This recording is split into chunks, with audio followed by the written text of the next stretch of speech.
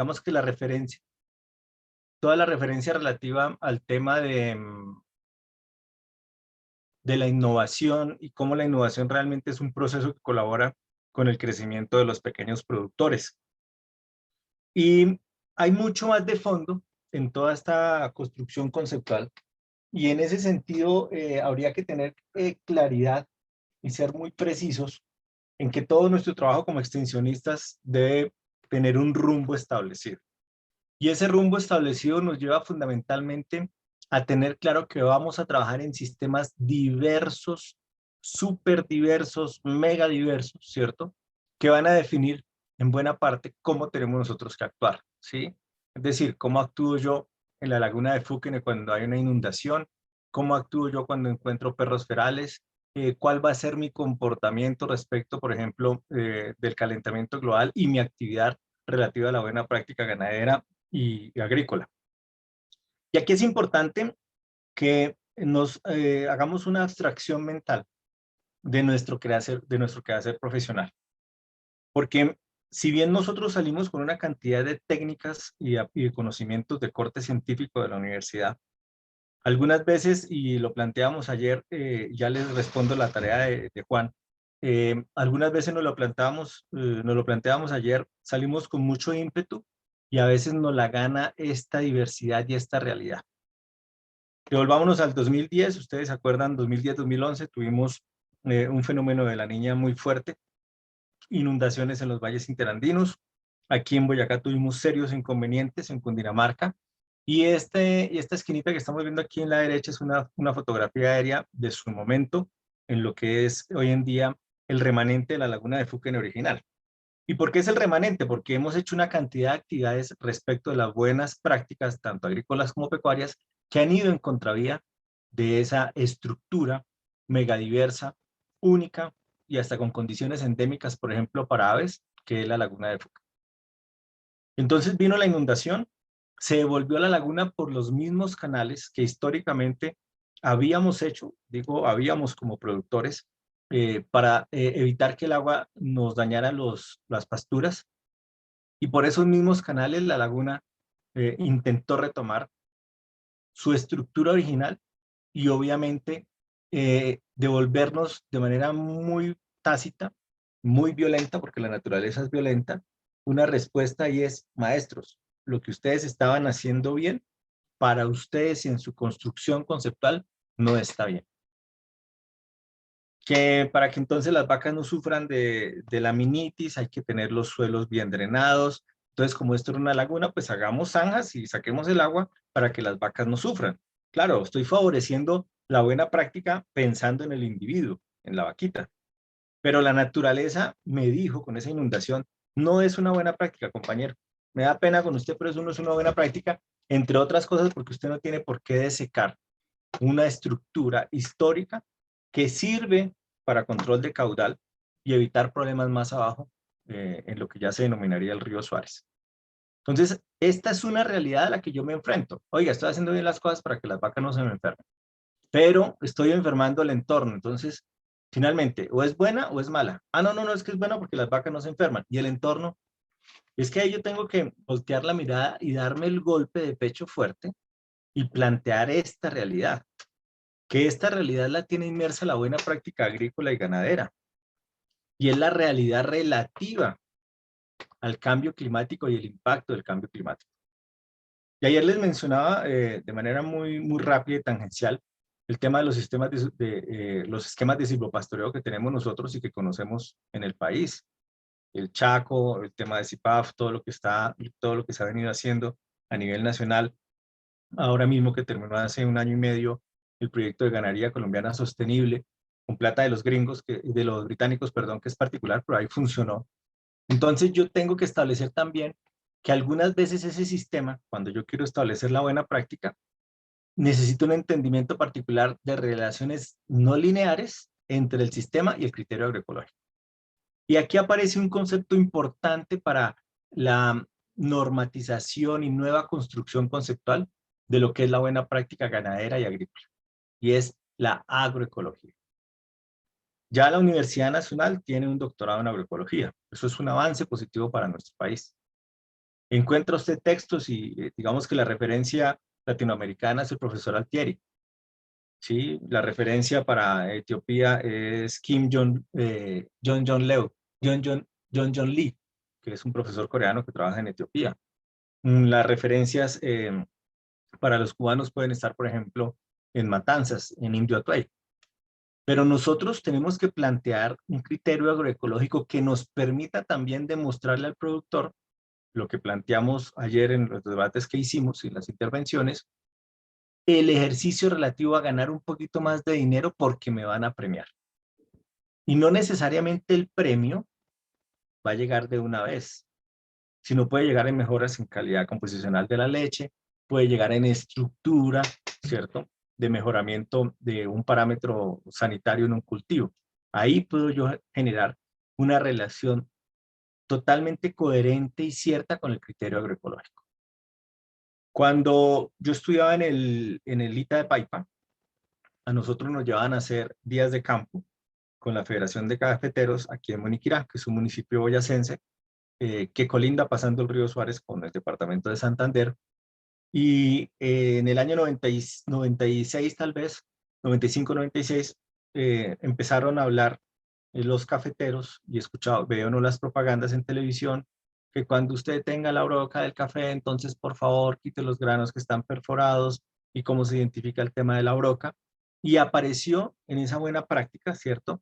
El tema de un honguito que era el Beauveria baciana. Me disculpan si la pronunciación no es correcta. Entonces, cuando nosotros estábamos en el colegio, en términos de esa agroecología incipiente que nos daban en el colegio, pues nos parecía, o por lo menos a mí me parecía bastante novedoso, cómo iban a hacer para ponerle un hongo a un parásito, a un evento patógeno, a un entomopatógeno, técnicamente creo que se llama, que atacaba el grano de café y que entonces dañaba la carga de café y la gente dejaba de recibir dinero. Y ya empieza uno a entender con el pasar del tiempo y con las canas y un poquitico menos de cabello, que esas ideas son iniciativas que permiten la buena práctica agrícola. Porque ya no se va usted a comprar el producto, como dice el campesino de a pie, el fumigo, hágame el favor, denme un fumigo para la broca, sino hace usted su preparación, hace usted todo su trabajo de laboratorio en su casa para replicar el hongo. No sé si todavía sigue existiendo, le estoy contando mi experiencia de hace muchos años para ese control agroecológico. Y hay una cosa interesante, y es que los europeos han tenido una estructura de presión respecto de estos criterios agroecológicos, relativos al bienestar animal, a las buenas prácticas agrícolas y al tema que aquí nos atañe. Y están ellos haciendo toda una construcción respecto de la producción sostenible, pero con una presión económica. Tenemos nosotros ahora en la escuela la oportunidad de tener estudiantes que están haciendo esos trabajos profesionalizantes en el exterior, que se dan una temporada para Estados Unidos. Ahorita tenemos unos estudiantes tanto en Noruega como en Finlandia, creo que están unos. Y uno les pregunta, bueno, vengan, ¿cómo es la cosa allá? No, profe, mire, agricultura protegida, invernaderos, todo está con condiciones de control electrónico, humedad, nosotros nos dedicamos a las actividades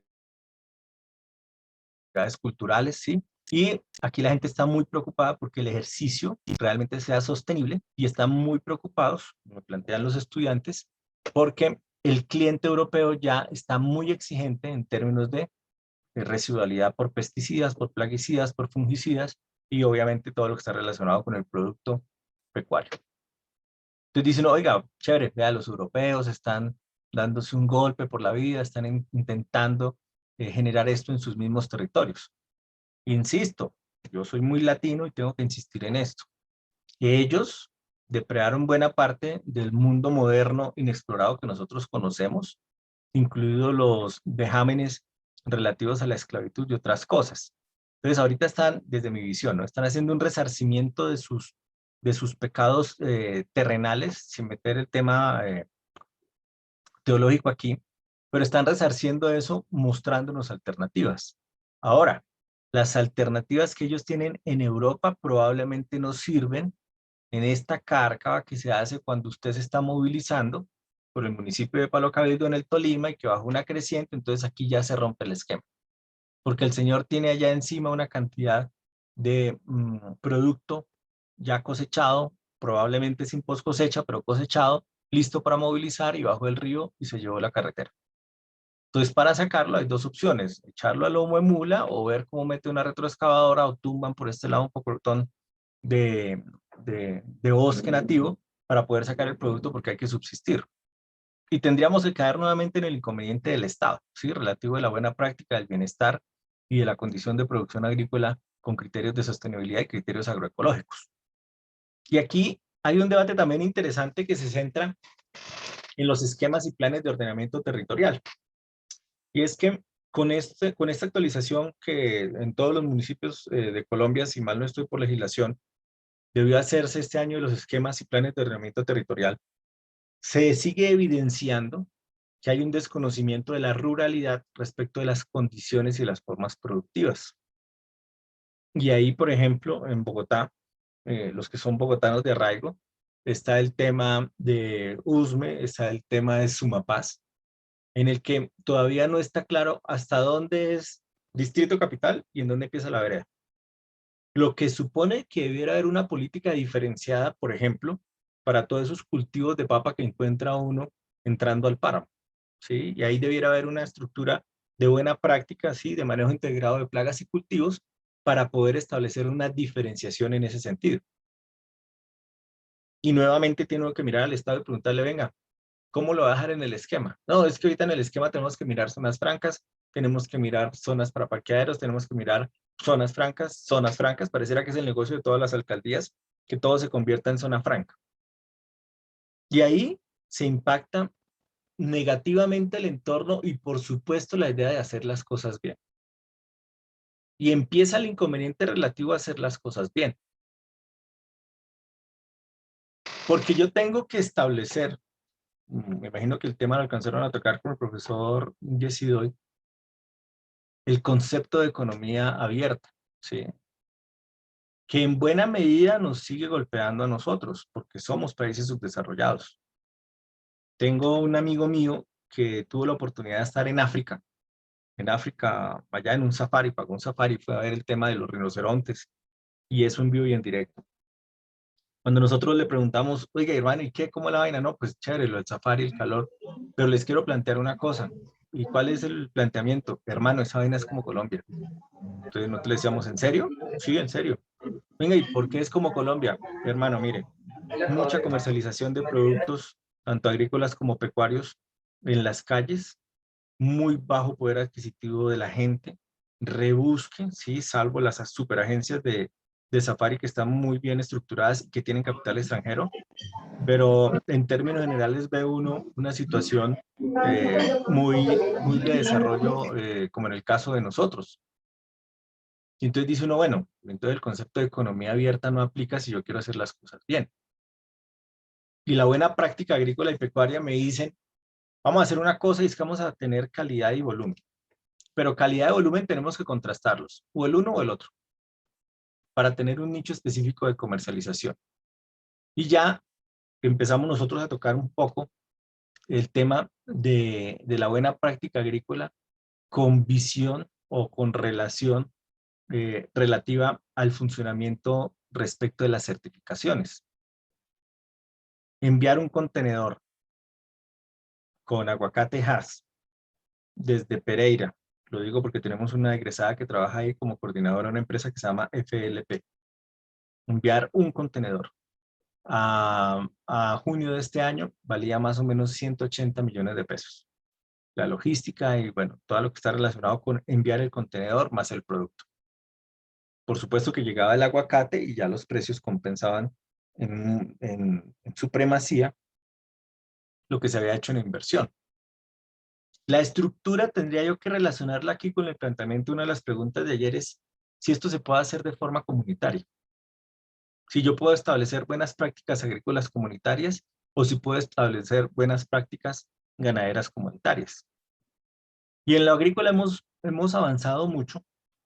El tema, por ejemplo, del cacao a propósito de la intervención de ayer, ganó mucho auge en nuestro departamento gracias a la reconversión, al tema de mejoramiento del territorio, la seguridad en el territorio donde se produce la mayor cantidad de cacao en Boyacá. Y ellos llegaron de manera muy positiva al tema de la certificación, lo que les permitió también estar inmersos en alianzas productivas en las que las buenas prácticas agrícolas son fundamentales y les permitió también, y les permite también, con algunos clientes muy específicos, generar venta del producto y llevarlo, ¿por qué no?, a países como Italia. En la misión tecnológica que hubo en el 2015, donde en su momento el Ministerio de Agricultura y Desarrollo Rural priorizó varias cadenas, ovinos y caprinos, y lo digo porque mi hermana estuvo en esa misión tecnológica, nos ganamos con la empresa que tenemos esa participación, fueron también los cacaoteros de Occidente de Boyacá, y estuvieron en la planta de Rochero, los chocolates finos que regala uno para pedir excusas por haber cometido pequeños errores en el matrimonio.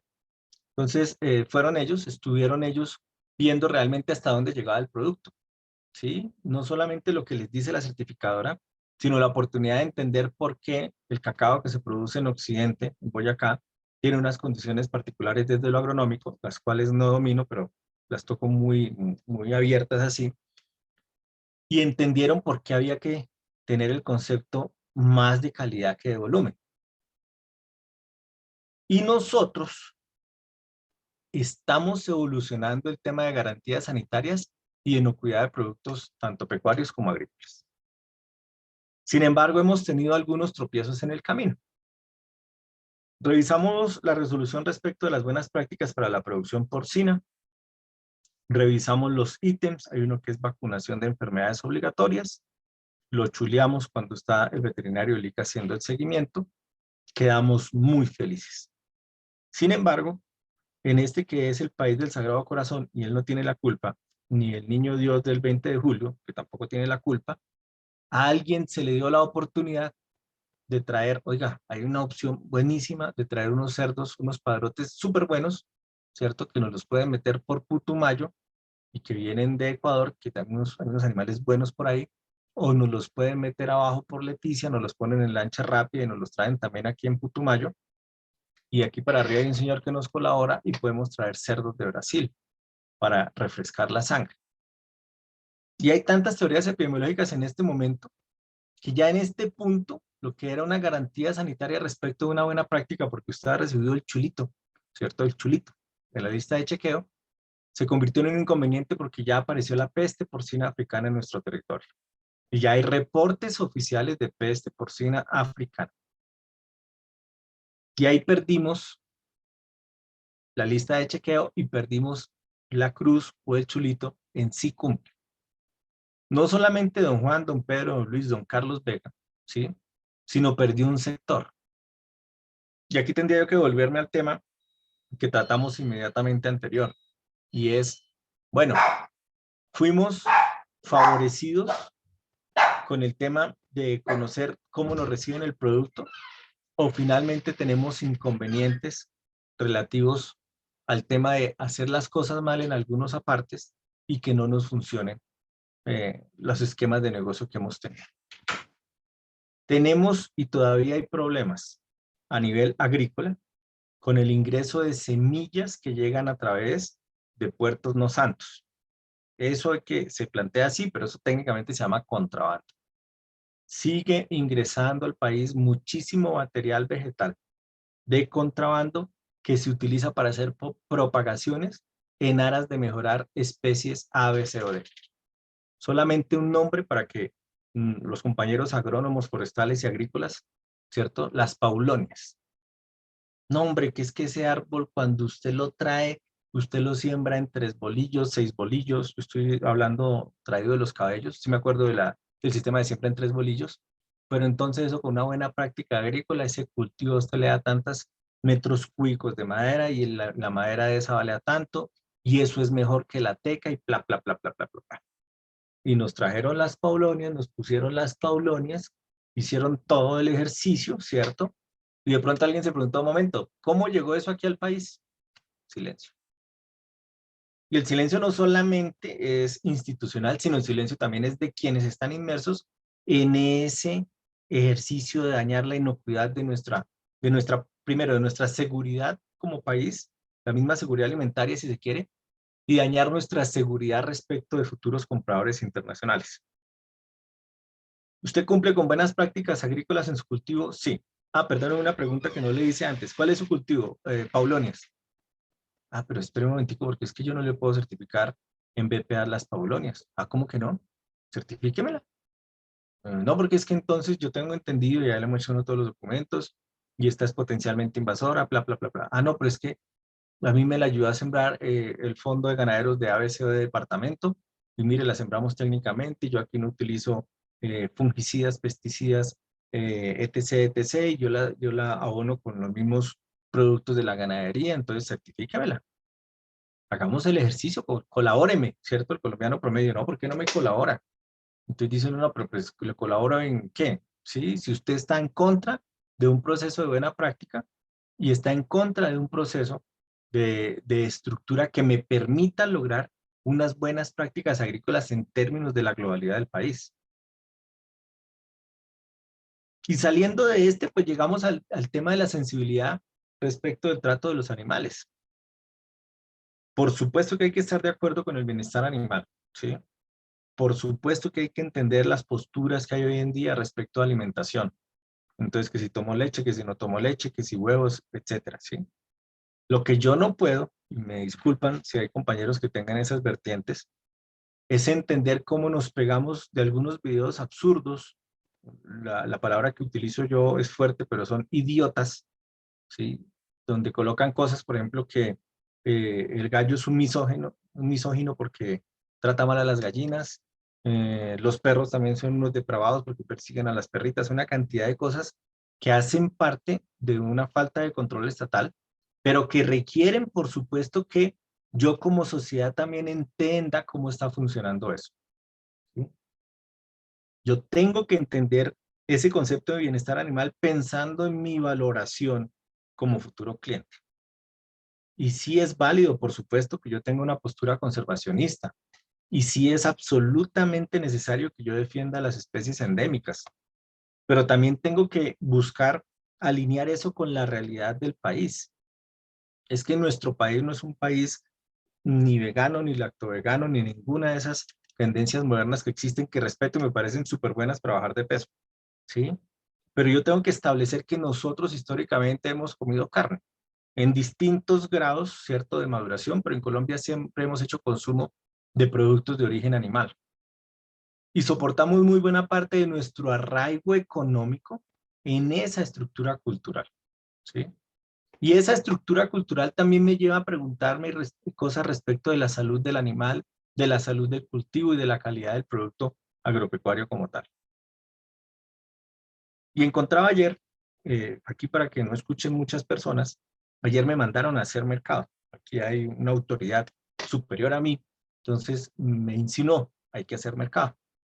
Como ella está ocupada en otras cosas, por ahí estudiando, haciendo dizque, un curso, entonces dije yo, pues voy a hacer mercado y me encontré una cosa bastante particular, y es que aquí en Duitama venden 100 gramos de hojitas de eucalipto en 1.300 pesos.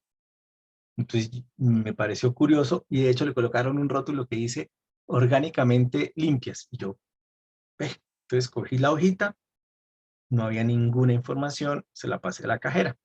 Su merced, hágame un favor, tengo una inquietud. Estas hojitas de eucalipto que dice que son orgánicamente limpias, eso es porque, o sea, ¿cómo están certificadas? Entonces la muchacha, la cajera en su concepto, pues, de funcionaria del almacén de víveres, me dijo, pues la verdad es que yo creo que deben ser orgánicamente limpias porque yo nunca he visto que le echen ningún fumigo al eucalipto. A lo cual yo sonreí y dije, pues sí, hombre, la señora me está respondiendo lo que yo también nunca he visto. Yo nunca he visto que aquí en Boyacá, ni en Cundinamarca, ni en Antioquia, pues le pongan un fumigo al eucalipto. Y su merced, ¿por qué vale 1.300? ¿Tú cuánto pesa? Entonces me la coloco ahí, los 100 gramitos yo. ¿Y por qué tan caro? Dijo, pues como las empacan debe ser por la bolsa. Entonces ahí se rompe una cosa muy particular y es, hombre, estamos vendiendo una cosa que es orgánicamente, biológicamente limpia, una cosa así, sí, pero la metemos entre una bolsa. Entonces dije yo, no la llevo porque tal vez yo consigo de esas en la finca. ¿sí? Pero realmente se golpea uno en pequeñas cosas respecto de esto que trata uno con ustedes, estimados contertulios, y es, ¿el concepto es aplicable o no es aplicable? ¿Sí?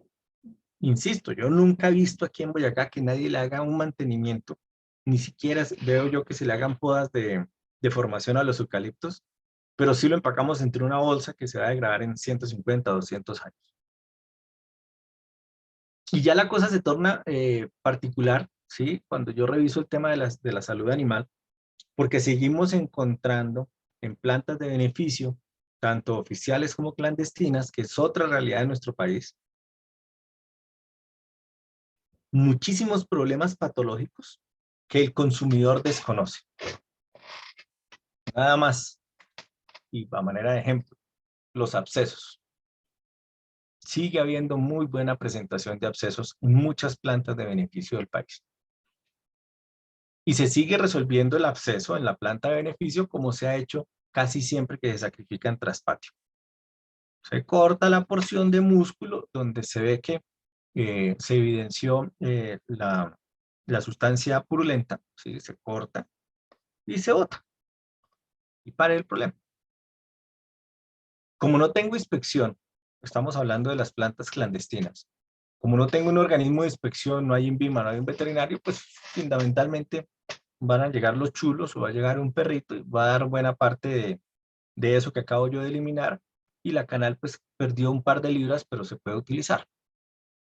Y ni hablemos del tema de trazabilidad de medicamentos, que ahí estamos supremamente quedados para un entendimiento y lograr comprender cosas que ve uno en las noticias y que probablemente ustedes las han planteado, que ponen entredicho el concepto de buenas prácticas ganaderas, en este caso en nuestro país. Ustedes pueden encontrarlo y pueden entrar simultáneamente mientras yo hablo a Google y buscar caso de deportistas con alta concentración de boldenona en Cali, en Perú, en Cali, ¿cierto?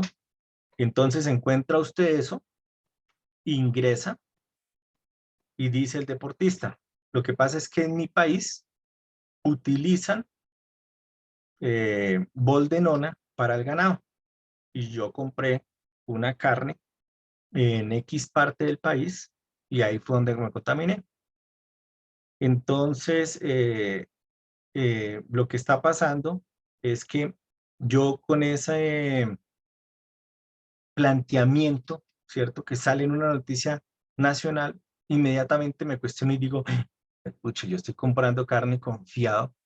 ¿Qué tal un día y me hagan un test en la universidad a ver si yo soy un profesor limpio y voy a salir yo con boldenona? No, dopado yo. Con razón los estudiantes se quejan de mis clases y que yo soy muy duro en las clases. No, pues claro, estoy dopado. Pero ese concepto de un deportista A, B, C o D o X, ¿cierto? Probablemente tenga un asiento científico en que no estamos haciendo las cosas bien y seguimos enmascarándolas en aras de mostrar que la cosa funciona bien en nuestro país.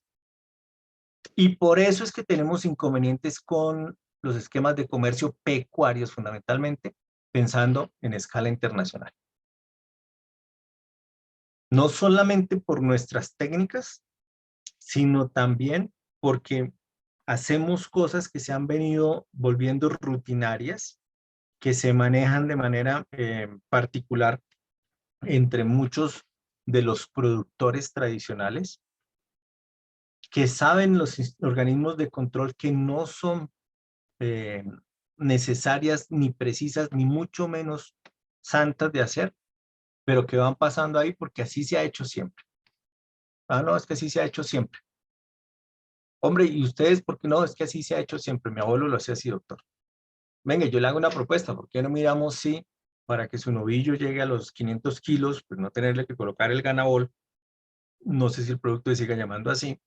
¿Por qué no miramos si con nutrición lo gana? No, es que mi papá siempre lo hizo así, mi abuelo siempre, y el Ganabol es en el que nosotros creemos. Y tienen su dotación, ¿sí? Y los vaqueros los ve uno en Bichay, en Arauca, en Casanare con las dotaciones, ¿sí? Esos son encantados boleando aguja y la misma aguja para muchas reses para poder solucionar el problema de falta de crecimiento y de conversión alimenticia en esos animales. Y ahí realmente me impacto yo y hago yo toda la estructura de correlacionar esto con la buena práctica. Y yo tengo que establecer si realmente logro cumplir mínimamente esto o si realmente tengo que ver qué está haciendo el productor, a ver cómo lo acompañamos en la norma, pero acompañándolo, no golpeándolo, haciendo de la producción y las dificultades diarias de la producción agrícola y pecuaria un evento ameno para él y para la sociedad que de él depende.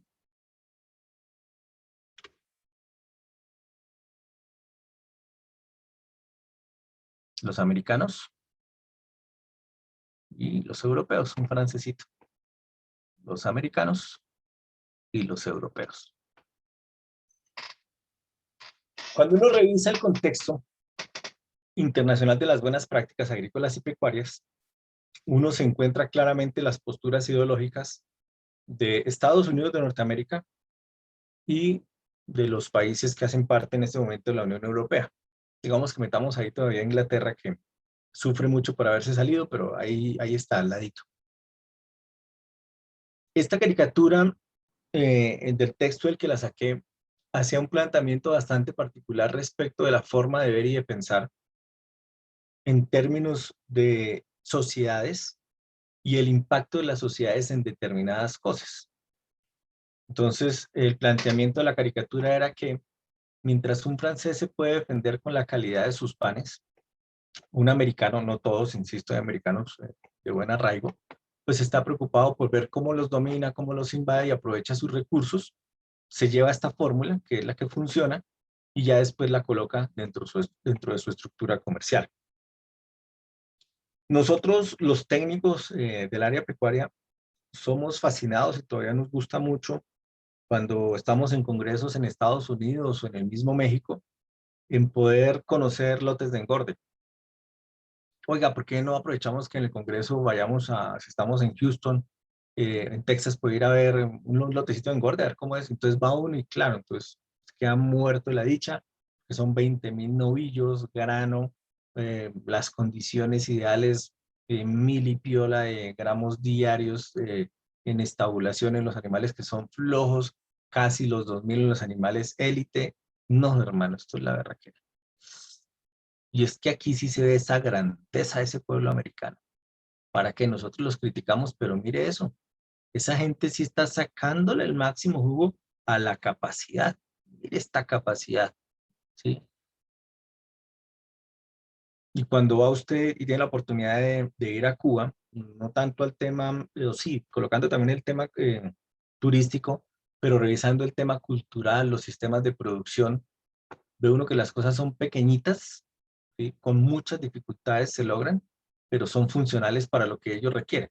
Probablemente requieran más y eso es un tema de orden político que no vale la pena tocar aquí, pero sí hay los contrastes entre ese esquema de producción del americano, que todavía tiene una visión soportada muchísimo en el tema de depredar para producir, y los europeos que, insisto, no quiere decir que ellos sean las palomas de la paz, que han intentado hacer unas reconversiones por lo menos en sus territorios, aun y cuando en sus colonias siguen haciendo grandes estragos. Este panorama mundial también afecta al entorno colombiano y lo afecta de forma tal porque nosotros algunas veces cometemos un pequeñísimo error y es que queremos copiar el modelo. Año 2012 tal vez, tuvimos la oportunidad de estar, de hecho con el profe Grajales, tuvimos la oportunidad de estar en un congreso en México. Estuvimos luego en el centro de México conociendo las instalaciones de la Unidad Nacional Ovina, la UNO, y estuvimos viendo los sistemas de producción de raza Hampshire y Dorset y cata de Nippeleway para finalización, ¿sí? Que es como la estrategia que había ahí al interior de la UNO. En ese momento estaba de presidente de eso Juan de Dios Arteaga. Estuvimos allá, estuvimos mirando, nos explicaron las conversiones de los animales, ya estaban haciendo evaluaciones genéticas y queda uno permeado con eso y nos vinimos con una idea y digamos que esa idea había que hacerle una aproximación a lo que teníamos aquí en nuestras condiciones. Ya después el profe con su equipo de trabajo formuló el programa de mejoramiento genético, que funcionó, a mí me parece que funcionó bien para hacer una primera aproximación conceptual, en el que estaba inmerso también el tema de buenas prácticas ganaderas. Y después, avesados y visionarios productores ovinos se fueron a una feria en México, tuvieron la oportunidad de ir a unos lotes de engorde y se devolvieron absolutamente encantados y felices porque aquí había que producir como en México. Hicieron unos apriscos impresionantes, eso fue entre el norte del valle y Risaralda. Trajeron animales puros en forma de embriones y en forma de animales puros importados, comillas, vía Ecuador, contrabando.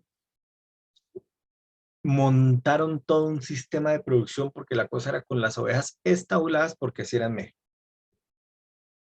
Agroexpo del 2019, no este sino el que me pasó. Pregunté qué ha pasado con X, X y X empresa y la respuesta casi al unísono en el pabellón que en ese momento había de solo ovinos en Agroexpo fue, no, esa gente le fue muy mal y tuvieron que vender todo, remataron. ¿Y por qué les fue mal? Ah, lo que pasa es que se fueron y como copiaron el modelo mexicano, eso no funcionó aquí. Entre otras cosas porque ellos allá tienen un modelo muy diferenciado en el manejo de la engorda y aquí no les funcionó. Venga, pero yo veía en internet que ellos subían fotos cada tercer día haciendo la paroscopía, haciendo embriones, haciendo no sé qué en sanidad, las pezuñas, y compraban máquinas para arreglar las pezuñas. Y bueno, ¿y qué pasó con eso? No, no, no, pues parece que no les funcionó y la cosa no era así en este país. Entonces, ¿para qué copiamos el modelo si no funcionaba bien? ¿Qué es lo que parece ha pasado con algunas apreciaciones respecto de las buenas prácticas, tanto agrícolas como pecuarias? Y es que vamos al país que tiene mayor capacidad productiva y mayores desarrollos tecnológicos y nos devolvemos enloquecidos por cambiar la forma de ver y pensar en cómo funciona nuestro país, en ese esquema productivo. Hay una persona que yo particularmente respeto porque me parece que es un profesor, creo que todavía sigue siendo profesor en La Salle, que lee, obviamente maneja una escala comercial diferenciada, trabaja con un grupo económico muy poderoso, que es el profesor Gabriel Vélez Cuevas. Ustedes tienen la oportunidad de entrar a los videos del mundo del campo, ¿sí? Del tipo del sombrero alón, y busquen las entrevistas que le han hecho al profesor Gabriel Vélez Cuevas a lo largo de los años que lleva este programa de televisión. 4:45 de la mañana, precioso horario. En RCN creo que es eso. Y se da usted cuenta que la visión del profe Vélez Cuevas, trabajando con una ganadería élite, porque trabaja con San Gabriel, de don Gabriel Camargo, el dueño de Deportes Tolima, se ajusta a una necesidad de mejora que probablemente necesitan todos los ganaderos en el país, pero con condiciones de acceso a la tecnología no se pueden dar. Entonces él muestra ahí y da unos números bastante interesantes. Yo en algún momento hice un curso con Asosubu y él fue uno de nuestros profesores y siempre he creído que el profe Vélez Cuevas tiene claro el esquema de producción de carne que necesita el país. Sin embargo, como trabaja en un conglomerado económico tan poderoso, pareciera que algunos alcances no darían, por ejemplo, para hacer unas buenas prácticas ganaderas en condiciones de caquetado, en condiciones de bichada, en producción de ganado para carne. Ahora, el ejemplo del profe Vélez Cuevas es solamente uno. Nosotros tenemos en esquemas asociativos y en organizaciones privadas personas que son muy juiciosas y muy entendedoras de este concepto y del por qué copiar o no, o el modelo americano o el modelo europeo. Y en ese sentido, ya hay que plantear una cosa para ir cerrando el capítulo de la parte ganadera, y es, ¿qué tengo yo que analizar o cómo tengo yo que establecer esa condición de buena práctica ganadera? Entonces, por supuesto que yo tengo que tener unos criterios relativos a los animales. Sin embargo, salvo que yo tenga dinero por investigación al interior de una universidad o de un centro como Agrosavia, es muy difícil que yo pueda hacer, por ejemplo, muestreos de cortisol en sangre en animales en presacrificio en cualquier parte del país porque no está la plata. Y correr las pruebas de cortisol no son caras, pero tampoco son baratas. Es decir, no salen a 1.000 pesos cada prueba. Tampoco he encontrado yo, me disculpan si me equivoco, cómo funciona el tema o qué avances, además de lo que existe a nivel mundial, pero no he encontrado específicamente para nuestro país, ejercicios relativos a la medición del bienestar animal en avicultura, tanto en engorde como en postura, en el que tengamos, además de los valores hematológicos que he visto que publica el profesor Aureliano Hernández aquí con la universidad, con la Nacional, pero no he encontrado que una empresa diga, mire, los valores que reporta Hernández en el 2003 son tales, los que reporta Incubaco, la Vida Samapoyo, el que usted quiera, son tales, lo que supone que una cosa es en el nivel de experimentación y otra cosa es aquí en la realidad productiva. Hay trabajos muy, pero muy buenos, muy buenos, muy buenos, muy juiciosos, que está haciendo la Universidad de Antioquia y está haciendo el CES en Antioquia, donde han venido jalonando una parte importante para establecer esas buenas prácticas, que son las relaciones empresa-universidad, sin meter al Estado. Ese convenio universidad-empresa-Estado a veces pareciera que es más de papel que de funcionalidad. Y han podido desarrollar, y hay un par de tesis de maestría muy buenas en la Universidad de Antioquia sobre bienestar animal en porcinos, fundamentalmente con colanta, los engordes que tienen colanta, han podido hacer unas aproximaciones muy, pero muy interesantes respecto de ese tema. Ahora, en el sentido también del tema animal, la Universidad Nacional C de Medellín tiene un profesor que tiene una estructura de pensamiento muy interesante. Es el profesor Ariel Marcel Tarazona, con quien fui pasante en Corporica ya hace algunos años, ahí en Seiza, cuando quedaba detrás de la facultad en la 26, que viene desarrollando no solamente el entendimiento relativo al animal previo al sacrificio, sino valoraciones etológicas, que ese ya es otro paradigma a vencer. Y es tener el tiempo de estar en el potrero, de ver el comportamiento, el movimiento de las vacas, de las ovejas, de las cabras, de los búfalos, y sobre eso hacer análisis etológicos, de endogramas etológicos y otra cantidad de cosas que se pueden hacer ahí para poder establecer el criterio relativo al confort animal y, por supuesto, pensar en el cumplimiento de la buena práctica. Ahí hay cosas muy, pero muy interesantes que ustedes pueden complementar y que si el tiempo lo permite, pues lo podrán hacer en alguno de sus huequitos. Estoy viendo que tiene un calendario súper ajustado, pero en algunos de sus huequitos tendrán tiempo de leer un par de artículos más que les pueden colaborar con estos criterios relativos a los animales. Hay otros criterios basados en los recursos, en los que nosotros esperamos hacer evaluaciones de los alojamientos, las dietas y todo lo que sirve para el individuo en términos de su nutrición, consecuentemente de su producción y por qué no pensarlo también de sus tasas o mejoras del funcionamiento reproductivo. Ahí sí, en primera persona, yo creo que la profe Mónica no me deja mentir, la Universidad Nacional de Colombia, en cabeza del profe Carulla, tiene muy, pero muy buena cantidad de documentos escritos sobre recursos forrajeros en trópico alto y trópico bajo que nos pueden servir a nosotros como extensionistas, haciéndoles toda la digestión conceptual para colaborarle a los pequeños productores. De hecho, el mismo profesor Cárdenas Rocha, que tanto ha estado trabajando con el Lotus corniculatus, la profe Mónica me corrió, pero creo que es con el Lotus, ha hecho también algunos ensayos interesantes relativos a la conservación del entorno, a la mejora de los factores metanogénicos y bueno, otra cantidad de cosas que él maneja en detalle, que también están ya disponibles en los repositorios de la universidad. En ese sentido, yo pensaría que como extensionista de este ejercicio que estamos haciendo con la ADR, yo debiera echar mano de mi casa, en el buen sentido de la palabra, matriz académica, y ver qué tanto han evolucionado desde el momento en que yo me gradué. ¿Qué cosas nuevas han escrito en nutrición en mi universidad, en el Tolima, en la de Córdoba, en la de Sucre, que creo que hay zootecnia, en la de Cartagena, bueno, infinidad de universidades. Y es muy bueno que yo como extensionista le dé un reversazo en el buen sentido de la palabra y consulte con los profesores, y lo que voy a decir puede sonar excluyente, que sabe uno que están como en la jugada y están como al día en cosas nuevas, para ver cómo me sirven en este momento, ¿sí? Para mejorar mi labor como extensionista y ver qué se puede aplicar de nuevo en términos de producción pecuaria. Esa es una cosa bastante importante que podemos hacer. Y la otra cosa, que me imagino ya la empezaron a tocar esta mañana con el profesor Yesid, es el tema de la gestión.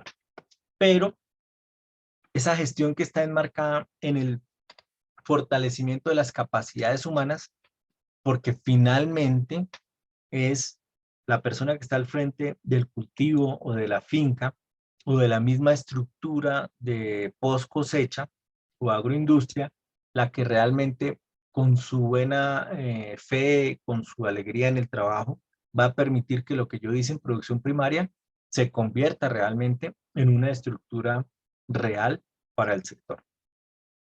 Entonces, aquí yo realmente tengo que sentarme nuevamente y hacer un análisis del entorno en el que me voy a desenvolver, tanto como extensionista en este diplomado, como en la vida profesional.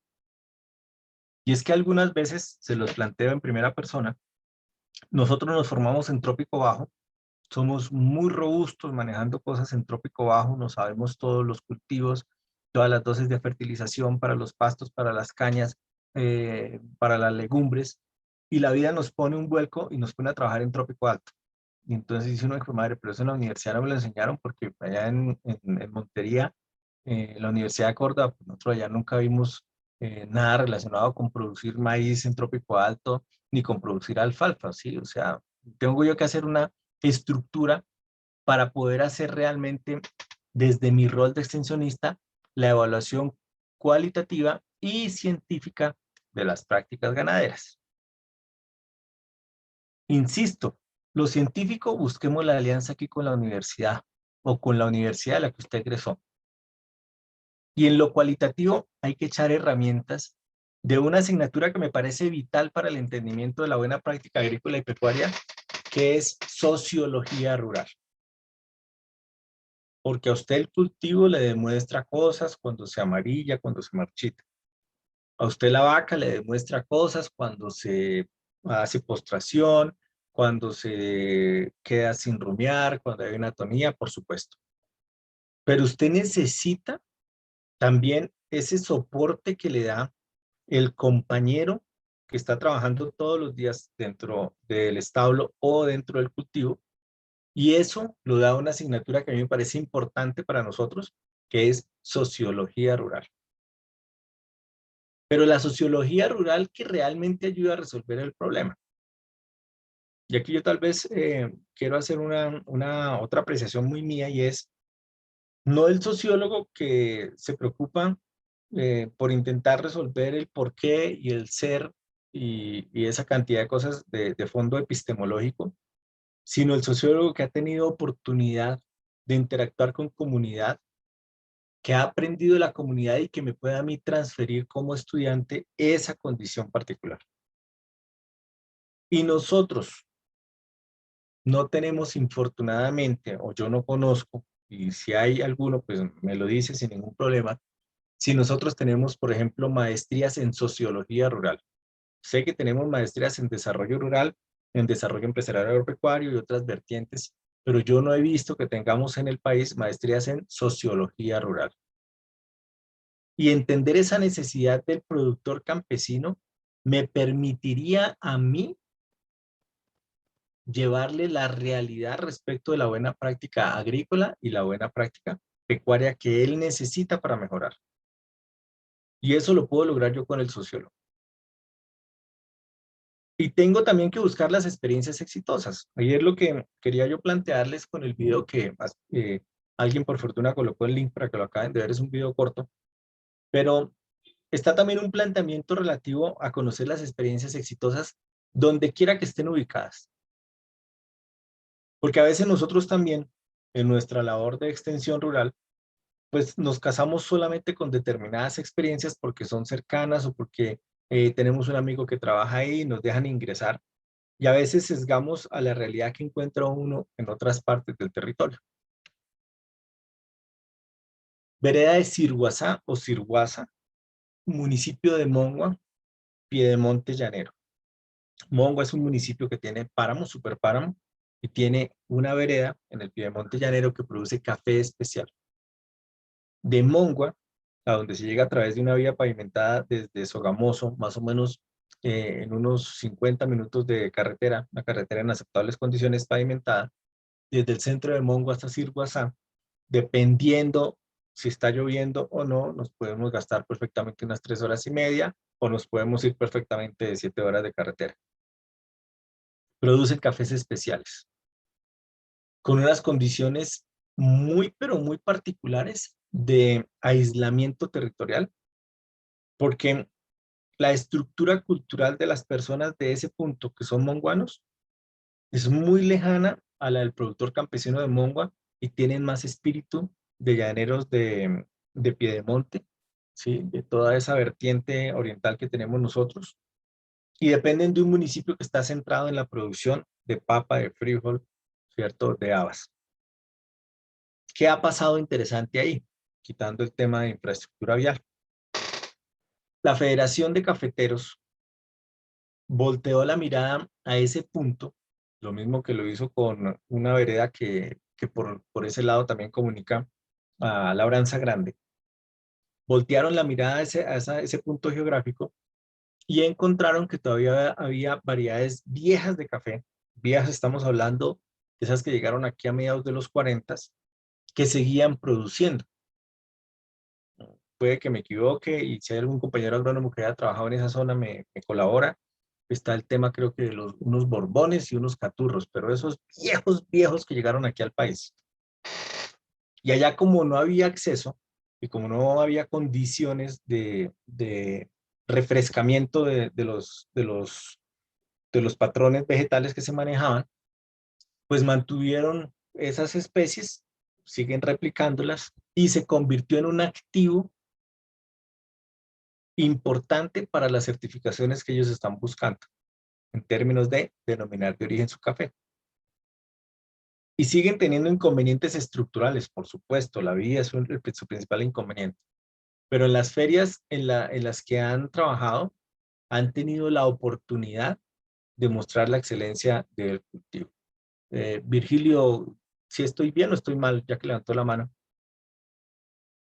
Sí, Doc, es en esa zona de lo que es Pisba y esa parte de Labranza Grande, por ahí donde sembraban, donde tienen café, son variedades de arábigo, porte alto, que tienen más, por lo menos más de, yo sí quisiera por ahí unos 70, 80 años. Y Sí, ese es el café que tienen en esa zona.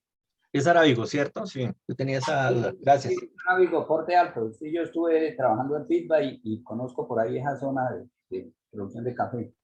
Listo, gracias. Gracias por la claridad. Entonces, esa estructura es la que yo tengo que colaborarle al productor para potencializarla, ¿sí? Y lo voy a evaluar cuantitativamente, sí, cuántas horas de café produce por hectárea, perfecto.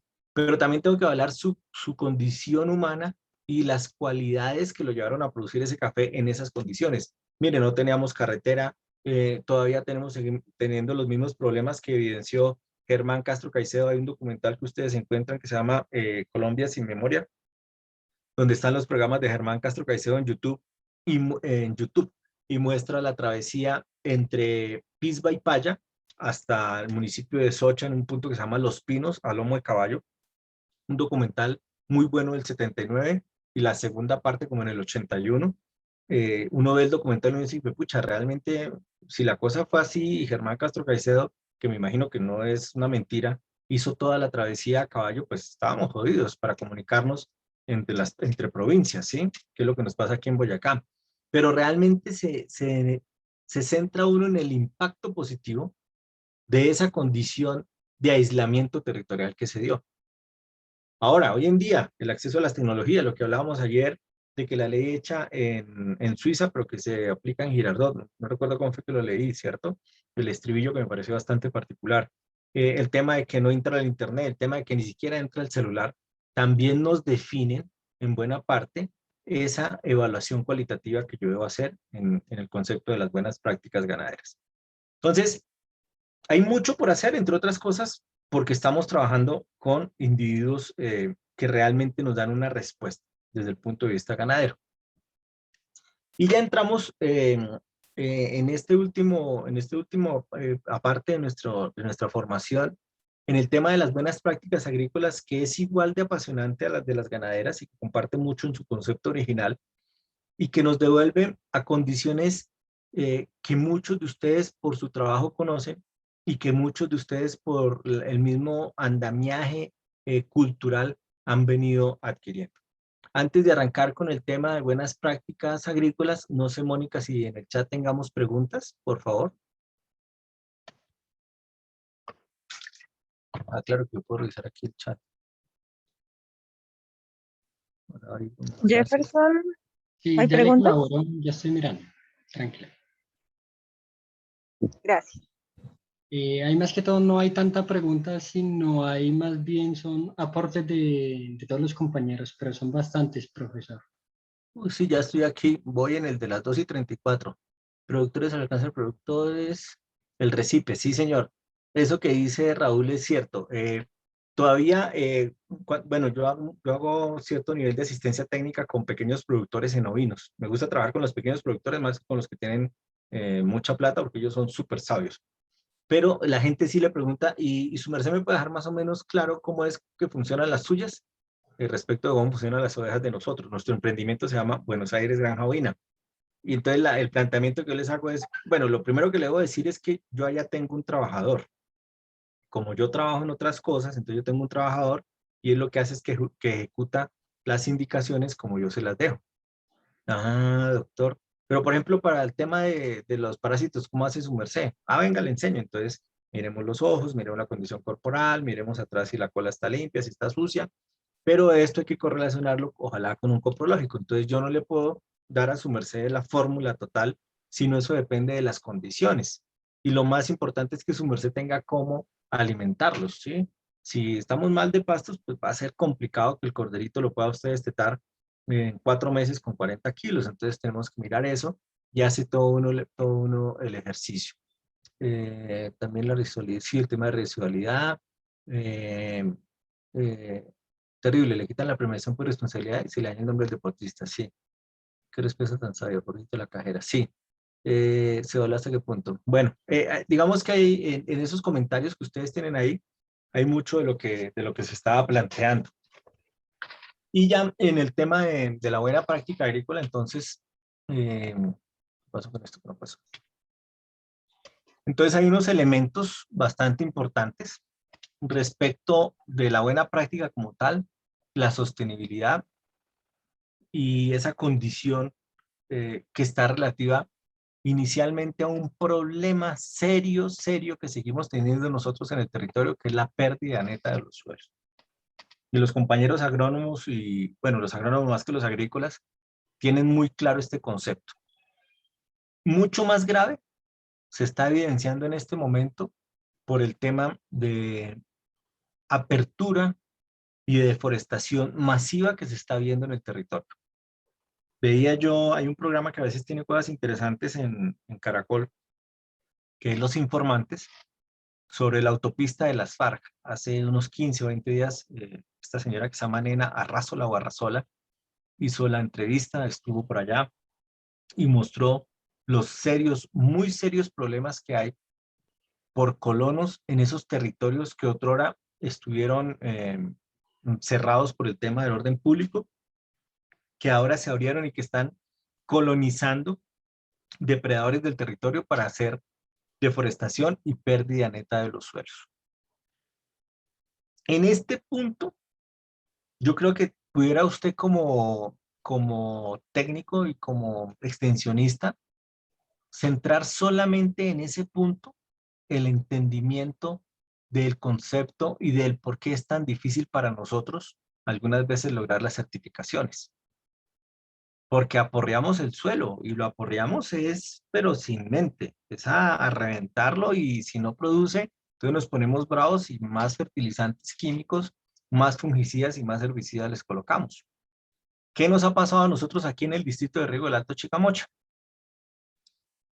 Llegaron provenientes de un sitio que es el municipio de Samacá, algunos cultivadores de cebolla cabezona que venían del municipio de Choachi, Cundinamarca, la gente les tiene el gentilicio apodo de chiguanos, hicieron un ejercicio muy fuerte sobre esas tierras difíciles y desgastadas que ya había por cereales entre Samacá y Oicatá, y en ese sector, y se vinieron para el distrito de riego del Alto Chicamocha. Estamos hablando que eso hay más o menos unos 12 o 13 años, cuando empezaron a llegar los primeros productores de cebolla de Choachí con, con altas producciones, y cogieron tierras fértiles del distrito que probablemente servían para otro tipo de producción, incluida la producción ganadera que había, y las depredaron al 100% y las siguen depredando al 100% con cebolla cabezón. Listo. Hace unos 4 años, el tema de la cebolla, vio uno que como que tocó un tope, porque todo el mundo sembraba cebolla, todo el mundo quería ganarse en una libra 20 o 15 millones de pesos libres, y de pronto apareció otra vertiente, como del mismo proceso de sobreexplotación del territorio y del suelo, y es que aparecieron los invernaderos. Usted en este momento se viene desde Tunja, desde Tuta si quiere, entrando por el municipio de Tuta y se va ahí por el lado de Toca y después sale otra vez a Paipa y coge ya el distrito como tal hasta la salida del municipio de Corrales, y encuentra usted que en este momento nos estamos llenando de invernaderos. Lo que supone una ventaja porque, por supuesto, yo estoy haciendo un ejercicio de agricultura protegida, estoy intentando mitigar un poco la presentación de plagas y enfermedades, estoy haciendo todo un ejercicio relativo al aprovechamiento de un espacio que antes no era utilizable. Estoy de acuerdo con eso. En lo que no estoy de acuerdo es que en esos suelos que se están montando los invernaderos hubo cebolla. Y como inicialmente no servían para producir bajo invernadero, entonces ya les colocaron nuevas, comillas, enmiendas, ya trajeron otra vez toneladas y toneladas de gallinaza, de pollinaza sin procesar, ya otra vez las incorporaron, ya otra vez siguen metiendo todos los impulsores fitógenos, que esos algunos creo que tienen uso normativo aprobado y otros están ahí como todavía en fase de experimentación, pero ya se utilizan en el país, y ahora estamos en producción de tomate. Y en Monguí, por ejemplo, que es donde tenemos el emprendimiento, en una vereda que está en el borde de los 2.920 metros sobre el nivel del mar, ya están montando 10 naves de invernaderos para producir tomate. Y dice uno, fue pucha, pero a 2.920 metros, ¿cómo van a hacer el control de los vientos? Porque eso está como en la entrada del cañón de ingreso como a Monguí. Ahí no hay agua, ¿cómo irán a hacer? Y obviamente pues ya empieza a haber uno que está entrando maquinaria, que están llevando una cantidad de cosas para producir tomate y pimentón en Monguí. Y ahí me tengo que volver yo a una cosa importante, no solamente en lo agrícola, sino en lo ganadero, y es el esquema de ordenamiento territorial y la cultura. Dice que en Monguí se producía pimentón y tomate.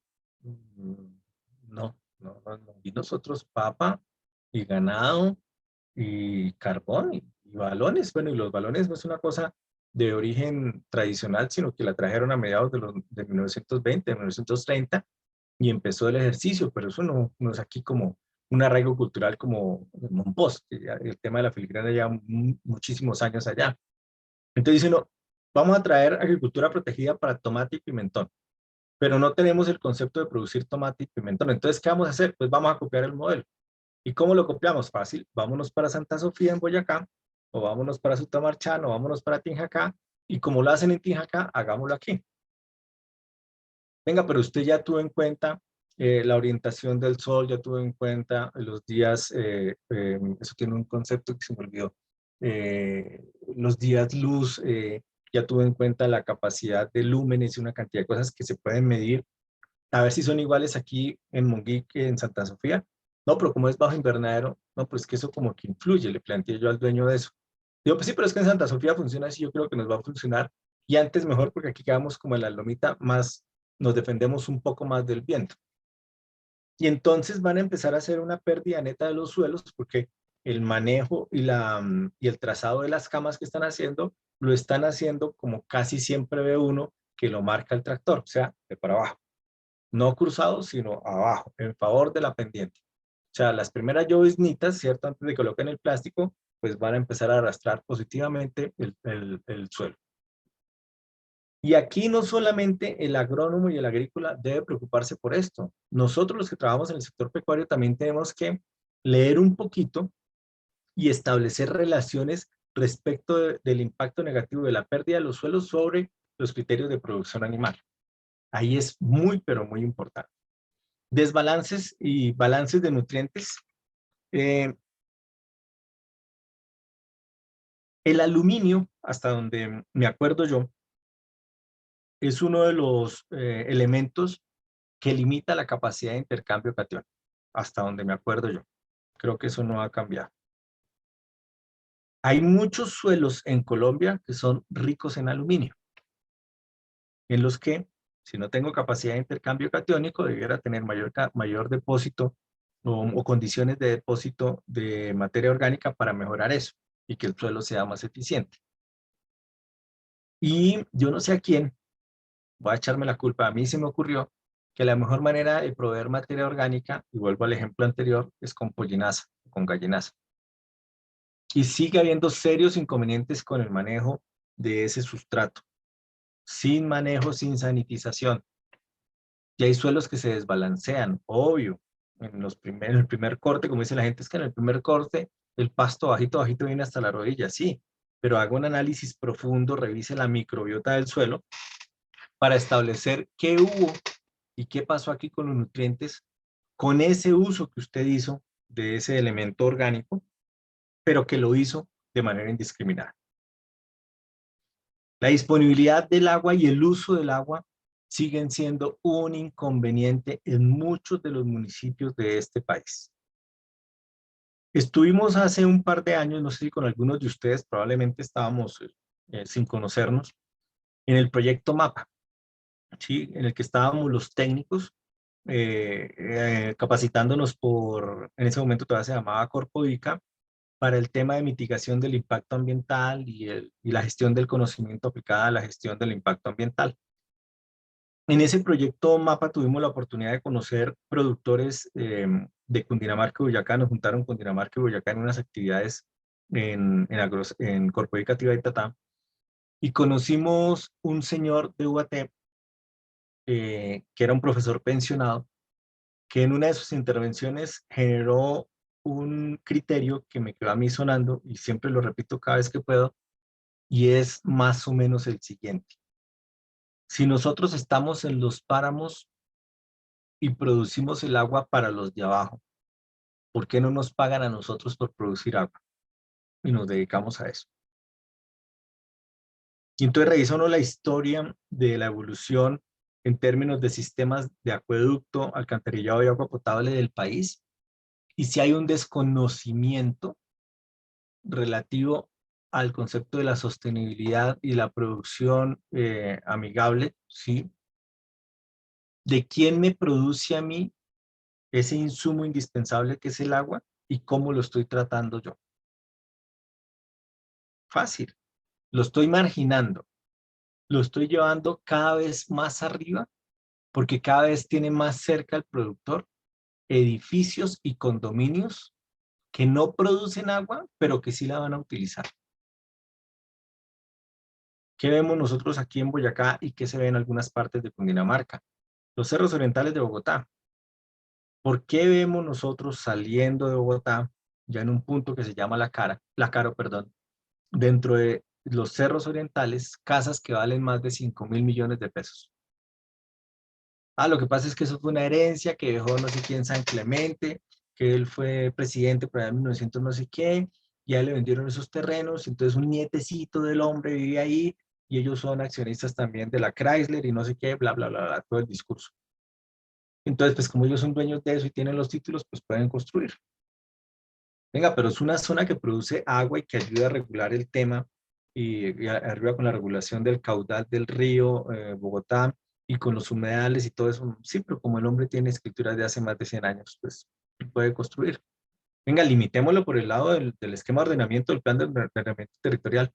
No, lo que pasa es que eso ya como queda en la parte externa, entonces ya no es de Bogotá, sino le corresponde a Chía, y entonces Chía no quiere allá porque a Chía le preocupa son las inundaciones de los condominios de abajo y de los clubes y de todas esas cosas. Entonces están preocupados porque tienen demandas, tienen acciones populares de por qué no le limpian el río, por qué el río se les devuelve por los sifones, y tenemos ese inconveniente con el agua en todo el esquema. Estuve conociendo Mompox hace poco, hace unos 20 días, no conocía Mompox, fui por carretera, me pareció un viaje ameno, complicado porque hay muchos huecos, pero ameno, y nos decía el guía ya sobre un planchón, en una salida romántica que tuvimos para ver el atardecer, allá en el planchón y la luna en el río Magdalena, nos planteaba que hay unos problemas de índole social que ya están reventando porque la gente no está pudiendo pescar el volumen que pescaba hace 4 o 5 años y eso está encareciendo un producto de primera necesidad para ellos que es el pescado.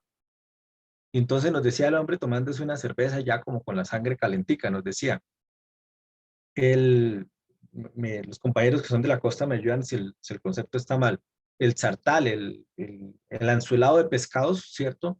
Ya vale hasta 40.000 pesos. Y aquí hay gente que no se gana 5.000 pesos diarios. Perdón, ¿cómo? La sarta. La sarta, gracias. La sarta de pescados vale 40.000 pesos. Y aquí hay gente que al día, en este municipio que es Mompox, no se gana 10.000 pesos al día. Entonces, ¿cómo hace para comer pescado? Y ya no pueden ir a pescar porque ya no hay suficiente disponibilidad del recurso íctico. Entonces hay que salir o muy tarde o muy temprano y a veces se encuentran entre ellos robándose lo que están en las mallas para ver cómo subsisten. Y la cosa en ese punto, ¿cierto? Yo la tengo que volver a los distritos de irrigación de arroz que muchos de ustedes conocen en los departamentos productores de arroz en este país, que toman el agua, las usan, abusan, ¿cierto? Y devuelven con trazas y contaminantes. Y esto genera un inconveniente porque cuando yo voy a regar un cultivo que quiero exportar y el agua viene contaminada, ¿cierto? O tiene trazas de metales pesados, yo tengo inconvenientes con la certificadora. Y esta es una realidad en la que yo me tengo que enfrentar todos los días como extensionista. Lo que pasa es que me cortaron la manguera, lo que pasa es que se tapó la manguera, lo que pasa es que no me baja agua de buena calidad. Y su merced, ¿cómo sabe que el agua no es de buena calidad? Huélala, doctor. Y uno la huele y pucha, si huele a fermento.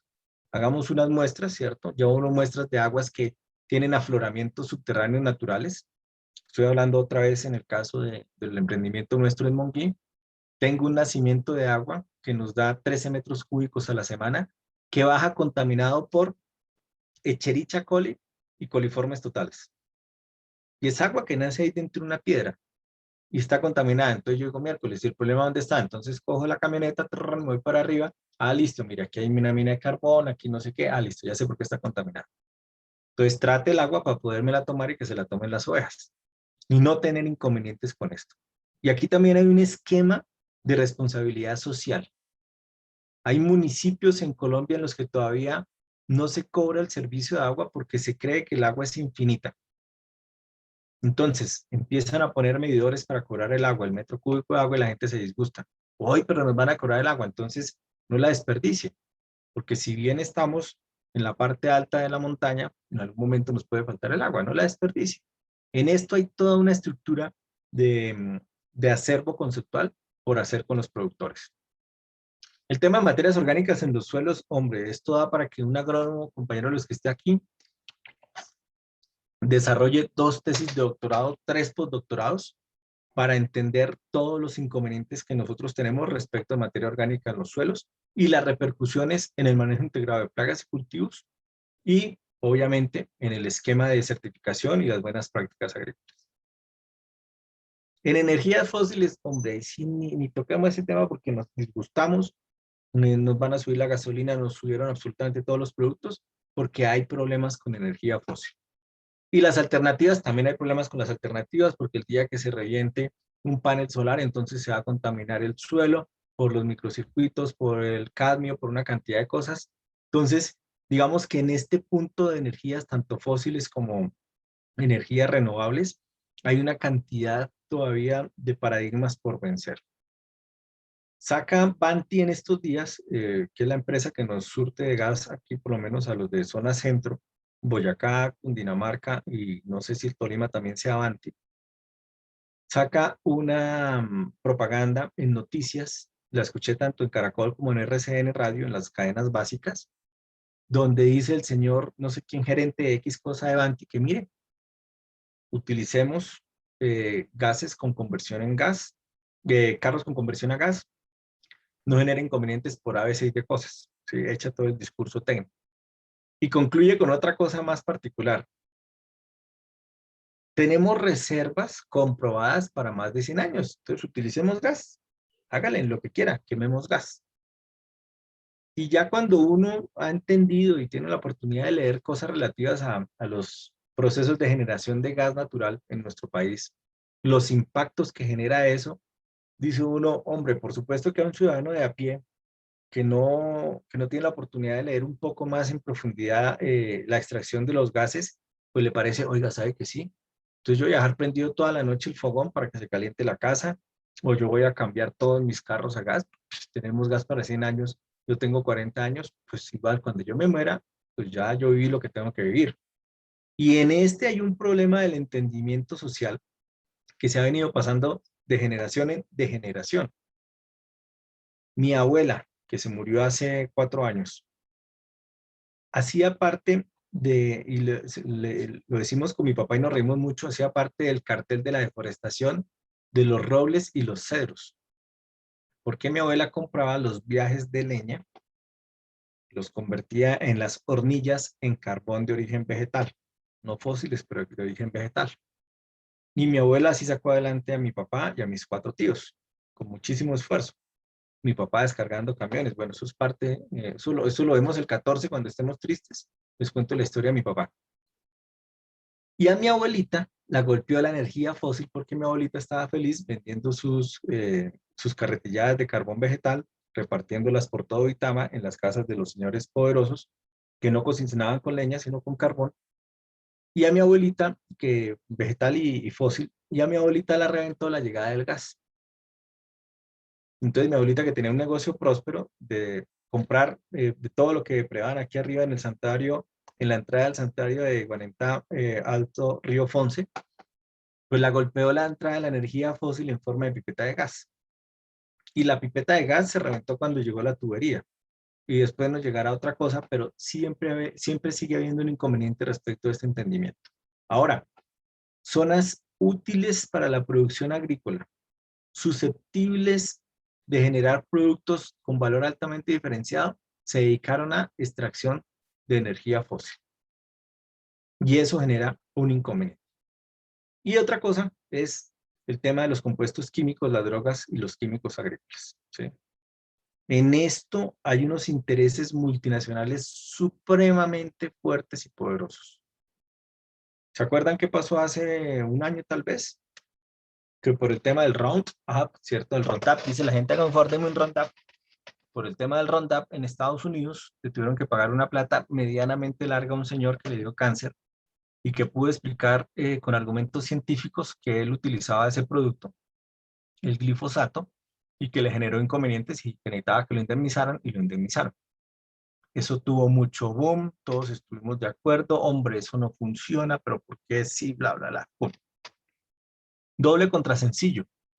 Ustedes salen ahorita a una empresa de insumos agrícolas de su departamento y ustedes consiguen glifosato en sus distintas presentaciones o se lo venden por debajo de cuerda, pero se sigue vendiendo. Y hay un problema gravísimo aquí para las buenas prácticas agrícolas y es que hay muchos productores, micro y medianos productores, que siguen valorando el químico como estrategia de la producción. Entonces necesitamos aquí picar un potrerito para sembrar un maíz. Bueno, ¿y cuándo trae la fumigadora con el fumigo para echar al pasto? No, es que yo necesito es picar, abrir este pedacito de potrero para hacer una huerta, para sembrar unos perejiles y unos cilantros. Sí, claro, Juan Carlos, pero toca que me traiga la fumigadora y me traiga el fumigo. Entonces yo fumigo y en 15 o 20 días que eso esté amarillo vengo y eso ya lo quito fácilmente. Entonces dice uno, momento, ¿el hombre por qué quiere hacer eso? Pues sí, claro, pues seco el pasto, quemo los rizomas, creo, toda esa cosa que está ahí en la microbiota del suelo, Después siembro y no se me da el cilantro. ¿La culpa de quién es? Ah, es que el pasto dañó el suelo. No, hombre, usted le metió a eso un glifosato y lo terminó de dañar. Tengo yo inconvenientes con los trabajadores que he tenido en la finca. Perdón, porque son apasionados, pero apasionados, mucho apasionados como pasión de gavilanes. Porque yo les llevé fumigos para la papa. Que me traiga el no sé quién, los sartanes para la atención. El Lorsban, es que los sartán. El Lorsban, también le llevo los sartán. Que el Lorsban, que el no sé quién, que hay un fumigo bueno que vende Bayer, y como es Bayer, es bueno, entonces tráigame ese. Que me traiga también el glifosato. Que me traiga. Oiga, ¿por qué no hacemos un ensayo? Pensemos en producir comida limpiecita, entonces, no, es que eso las babosas llegan, las babosas llegan. Sí, hombre, las babosas llegan, pero pues hagámosle una trampita mecánica, miremos a ver cómo nos van. Y eso después llega el gusano. El gusano llega, pues sí, porque el gusano sabe, porque hace parte de la microbiota del suelo, y van y compran a escondidas, que es lo paradójico lo que ve uno algunas veces en los esquemas de certificación, que compran a escondidas y cuando está la visita de la auditoría, no hay ni un frasco de nada, pero sabe uno que a escondidas hacen aplicaciones. Un conocido, un cercano mío, el esposo de mi tía, tiene una finca en Ramiriquí, Boyacá, que es un clima muy privilegiado aquí en el departamento. Produce cerca, en el límite del municipio de Ciénega y de Ramiriquí, en una vereda que se llama Guatareta. El hombre llevó unos aguacates Hass y llevó unas gulupas. Y como le gusta el tema de la agroecología, todos los días, absolutamente todos los días, está centrado, además que ya está pensionado y puede hacer esa actividad con calma, centrado en quitar todas las hojitas en las que él ve que hay problemas o presentación inicial de patógenos. Dice, no, fue pucha, el trabajo de Pedro, Pedro se llama él, el trabajo de Peter es interesante porque mire, todos los días quita hojitas dañadas, las lleva, les coloca cal viva, hace todo un proceso bastante interesante. Y mira uno de los vecinos que son sus hermanos, que son productores en las veredas, y ellos son todos los días con fumigos, con fumigadora, y ya ha comprado un fumigadora de motor y es bolíele a todos esos cultivos fumigos, y entonces los lulos fumigados, las arracachas fumigadas, dice uno, bueno, y entonces el esfuerzo que está haciendo Pedro, pues sí, claro, él lo pueden certificar en algún momento y le pueden dar un beneficio si quiere hacer una producción pensando, por ejemplo, en exportación. La cosa es competir contra el entorno en el que en que la mala práctica sigue siendo rutinario. Y ese es un ejercicio en el que nosotros a veces hemos caído. Yo les confieso también aquí que cuando veo que el pasto no lo puedo quitar o porque me da física pereza de quitarlo porque me da epicondilitis, entonces, y a veces echo asadón, entonces lo que hago yo es que compro el berraco glifosato y eso está mal. Entonces me obligo yo más bien a cada 15 o 20 días estar quitando el pastico. Mi papá, que también era muy amante de comprar el Roundup, que porque el pasto, entonces ya le compré yo, le adapté y le reparé una guadañadora eléctrica, de esas de mentiritas de Black & Decker. Entonces ya el hombre cada 15 días es feliz con su guadañadora y yo recojo el pasto y estamos haciendo compost. Y él vive feliz en esa actividad. Pero porque estamos en un esquema pensando en la conservación. Todos mis vecinos están obsesionados porque cojamos toda la carretera y que se está llenando de quicuyo, picuy le decimos aquí en Boyacá. Entonces que compremos Roundup, que le pidamos Roundup al alcalde y que ya con el Roundup, eso sí, acabamos rápido, rápido con el pasto. Entonces está ese inconveniente ahí. La demanda de oferta de productos de origen animal también impacta negativamente algunas veces la buena práctica agrícola. Porque la gente, y está pasando ahorita, yo no sé, en los departamentos que más producen carne, estamos hablando de Córdoba y Sucre y Magdalena, no sé cómo les dirá a ustedes allá, compañeros, con eso, pero la gente está viendo ahorita que subió el precio del ganado, por lo menos aquí en el interior. Entonces, uy, pues si el ganado está a 170.000 la roa, hagamos una cosa, no metamos papa y dejemos que crezca el pasto y metemos unos novillos, porque a 170.000 la roa, eso la plata está otra vez en tener ganado, que es una estructura sobre una condición particular que se está dando y que afecta a la buena práctica agrícola, por supuesto, porque no hay una condición que me permita a mí realmente establecer una relación positiva en este funcionamiento. La producción sostenible y la población humana, miren, en esto ustedes hacen la búsqueda en internet, en Chaques de ensayar lo que les enseñó la profesora Baracaldo, que dice ahí en el módulo de ella de búsqueda de información científica. y se dan cuenta cómo la relación es directamente proporcional entre prácticas agrícolas menos sostenibles y el aumento de la población. Y si quiere preocuparse un poquito más, entre a esas plataformas de streaming, a Netflix, por ejemplo, o a la misma de Disney, y mire los documentales sobre población humana, no en Colombia, nosotros todavía estamos en la gloria de Dios, como dicen las viejitas, pero sí mire los problemas de sobrepoblación humana y producción insostenible en países de Asia, todo lo que está por el lado de la India y todos esos sectores que son tan densamente poblados. Hay serios inconvenientes que se están evidenciando a nivel mundial de producción insostenible y mayor cantidad de seres humanos. Uno de los preceptos que apareció con el tema de la pandemia es que como la pandemia iba a eliminar una cantidad de gente, y pues ya de 7.000, 8.000 millones que somos ahorita casi, pues con la pandemia vamos a quedar más o menos unos 4.000. No, apenas, lo voy a decir, es odioso, ¿no? Apenas se murieron como 7 millones de personas a nivel mundial, entonces pues ahí estuvimos más o menos bien, ¿sí? Pero obviamente eso es un indicador que en buena medida sesga algunas veces que yo quiera hacer las cosas bien, porque la presión del mercado me dice necesito que produzcas ya, necesito tomates para Bogotá, 7.3 o 7.4 millones de personas, necesito tomates ya. Ah, listo, entonces yo voy a tener tomates orgánicos. No, maestro, yo necesito estos tomates ya, o sea, yo necesito que usted me asegure 300, 500, 600 canastillas semanales, entonces produzcalos. Pero es que ahí me tocaría ponerle químicos al suelo. Yo le estoy diciendo produzcalo, yo no le estoy preguntando, ¿sí? Si usted va a meterles químicos o no, sino produzcalos. Porque en Bogotá hay más gente que quiere comer tomates, o más gente que quiere comer cebolla, o más gente que quiere tomar leche. Produzcalos. Yo no le quiero preguntar a usted si usted va a hacer las cosas bien, si va a hacer un manejo integrado de plagas y cultivos, si va a hacer un buen sistema de drenajes, si va a hacer las enmiendas utilizando roca fosfórica, bueno, toda esa cantidad de sustratos que se encuentran de manera inorgánica y que se pueden procesar sin generar tanto impacto al entorno, ¿sí? Produzcalos. Y aquí genero yo un inconveniente, porque la presión de la población humana y de nosotros mismos va a veces en contravía de estas buenas prácticas. Produzcalos, porque yo trabajo en una multinacional y entonces le puedo pagar eh, zanahorias de esas pequeñitas gourmet, se las puedo pagar a 1.000 pesos zanahoria. Y tráigame 25 que yo me como en un día, porque además estoy en una dieta fitness. Ah, bueno, listo. Yo me la juego porque usted es un cliente aquí bastante particular.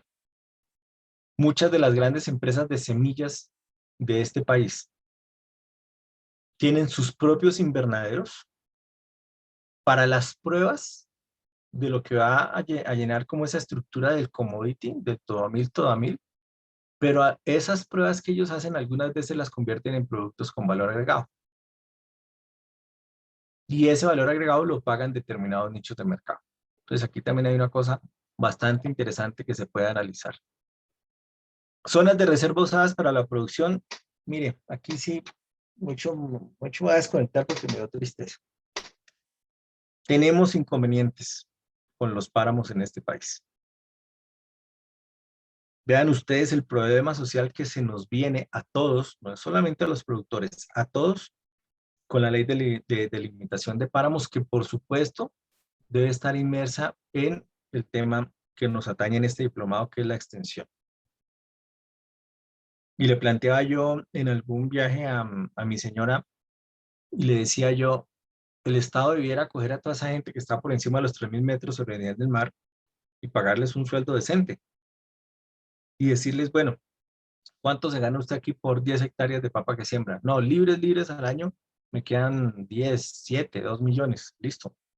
Yo se los voy a pagar como Estado, le voy a dar salud y seguridad social, además su sueldo, ¿sí? Y usted dedíquese solamente a reforestar y le pago por eso, yo le traigo las maticas. No habrá más potrero, yo le pago por eso. Pero que el Estado también se devuelva pensando que eso es una buena práctica agrícola. Y es una buena práctica sostenible. Que el Estado realmente diga, oiga, venga, le vamos a pagar a toda la gente que está sobre 3.000 metros, pero le vamos a pagar bien. para que se dedique única y exclusivamente a eso. Que no sea un ejercicio que sirva para capturar adeptos. Aquí en nuestro municipio, en Duitama, mañana va a haber una actividad de un señor que tiene algún interés político y se inventó una sembratón en un páramo para sembrar especies nativas en un páramo. Lo que yo no entiendo en esas sembratones que hacen los políticos, digamos que esta es una acción política, es si cuando ellos escogen las variedades nativas se hacen guiar, por ejemplo, ingenieros forestales o sencillamente las plantan porque dice que es nativo. Hasta donde yo me acuerdo y lo que aprendí en un congreso de páramos del profesor Paul Ramsey de la Universidad de Bristol en el Reino Unido, los páramos tienen una condición particular que no requiere de reforestación con arbustos o arbóreas distintos a los que se dan.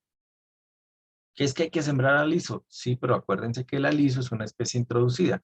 ¿Que no genera impacto ambiental? Ah, bueno, probablemente no, pero es introducida. Y la primera vez que yo pisé un páramo, ¿cierto? Y las veces que he ido a los páramos nunca he visto alisos silvestres. E insistimos con sembrar alisos que porque el aliso es nativo. No, el aliso es introducido. Entonces sembremos encenillos. Ah, bueno, por ese lado ya vamos más chévere. Sembremos tibares. Ah, bueno, por ese lado ya vamos más interesantes. ¿Sí? Más interesantes. Pero la actividad tiene que tener un rumbo en términos de la buena práctica sostenible. No es hacerlo porque sí, para que después me aplaudan y mire que fulano de tal que quiere ser alcalde hizo las cosas bien, bla, bla, bla, bla, bla, bla, bla. ¿Sí? ¿Quién está guiando ese proceso? ¿Cómo están escogiendo las especies? ¿Por qué se tiene que reforestar sobre 3.200 y no a los 3.000? Esos criterios son importantes de manejar. Y este también incide sobre la inequitativa seguridad alimentaria. Todavía está presente en nuestro país este concepto en su totalidad respecto de la buena práctica agrícola. Hay serios y muy profundos desbalances de acceso a alimentos de primera calidad y de primera necesidad para el desarrollo de niños en etapas de crecimiento. Y les voy a contar una cosa que pasó hoy, porque hoy fue mi día de citas médicas, que me generó muchísima tristeza. Me encontré, yo iba para el urólogo, porque tengo que cambiarme un catéter con el que yo iba allá por dentro, y una de mis compañeras de espera era una niña, no creo que tuviera 14 años, no creo que tuviera 14 años con un bebé, que no creo que el bebé tuviera 8 meses. Es una pelada menudita, sí, menudita, de condición sencilla, ¿cierto? Humilde, eso uno lo identifica fácilmente. Y estaba esperando que le autorizaran cirugías para el niño, para un piecito del niño que después le dé la cabeza. Y yo la miré y yo, pues, pucha, esta criatura tiene problemas, o sea, tiene problemas.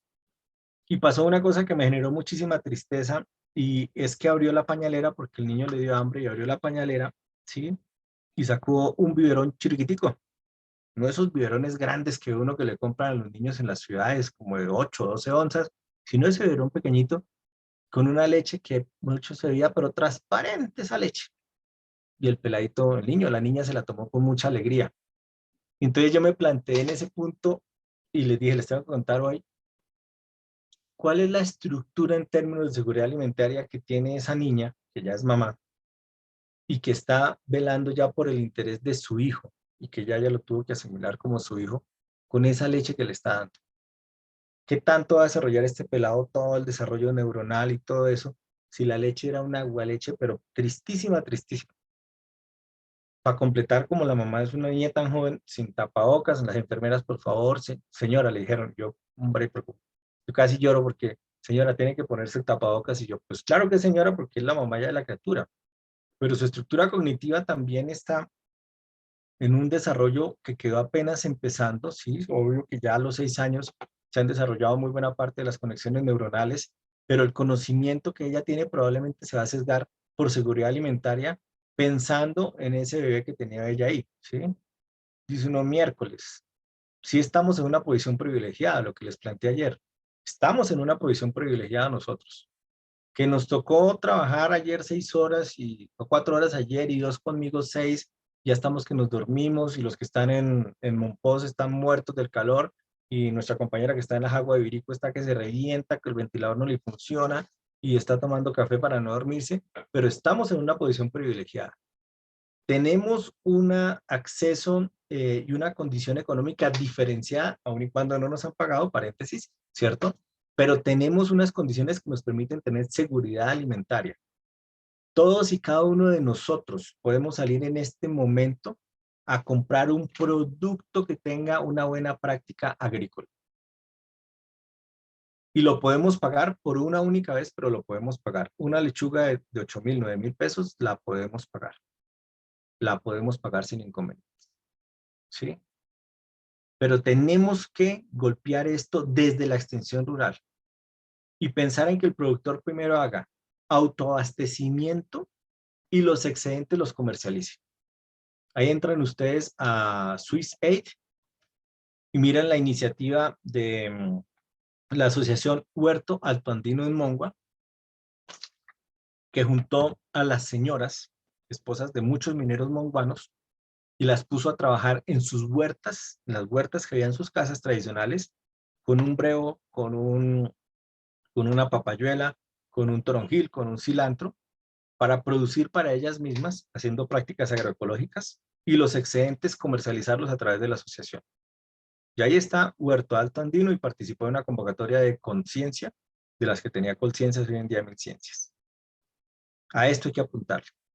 Y la variabilidad en la producción, por supuesto que obedece a toda esa fluctuación que tenemos nosotros a nivel mundial.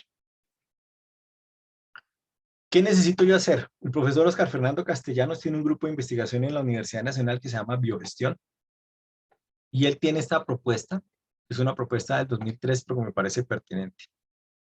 Tengo que hacer gestión operativa, por supuesto, el producto, el proceso, ¿sí? Pero tengo que hacer gestión estratégica, que es la buena práctica. Conocimiento e información para que yo pueda hacer procesos. Importante conocer y tener acceso a la información. Posicionar las vocaciones del entorno y de las personas que están trabajando conmigo. Hacer maniobras económicas, hacer sinergias, hacer alianzas productivas pensando en que un territorio se beneficie de la buena práctica agrícola y hacer planeación y análisis, todo acompañado de tecnología y buenos esquemas de administración.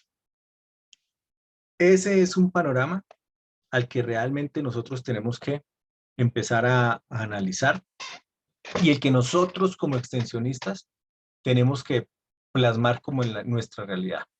Gestión operativa, gestión estratégica, importante el conocimiento. Importante el conocimiento, el que adquiero o el que me brinde. Y eso lo tendrán que también revisar ustedes con los extensionistas que vayan a formar. Porque necesitamos que ese extensionista que se va a formar también genere una condición y una necesidad real de establecer gestión estratégica para hacer buenas prácticas agrícolas. A eso hay que apuntarle en este punto. Y con esta diapositiva, también es importante dejarles claro que en términos de normas de BPAs hay una muy buena disposición, hay una muy buena condición y construcción de BPAs. Se plantea muchísimo en este aspecto el sentido de la certificación como estrategia comercial, y es válido como estrategia comercial, pero es importante que la estrategia comercial, en mi concepto, primero haga el ejercicio de la revisión interna antes de desabastecernos, por ejemplo, de productos de primera calidad.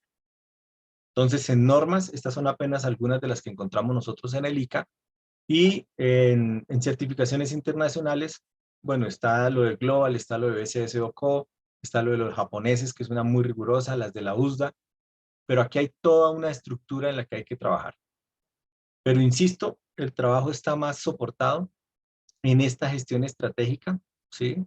Acompañando la gestión operativa para poder lograr el acceso a cualquiera de estas normas que tenemos aquí.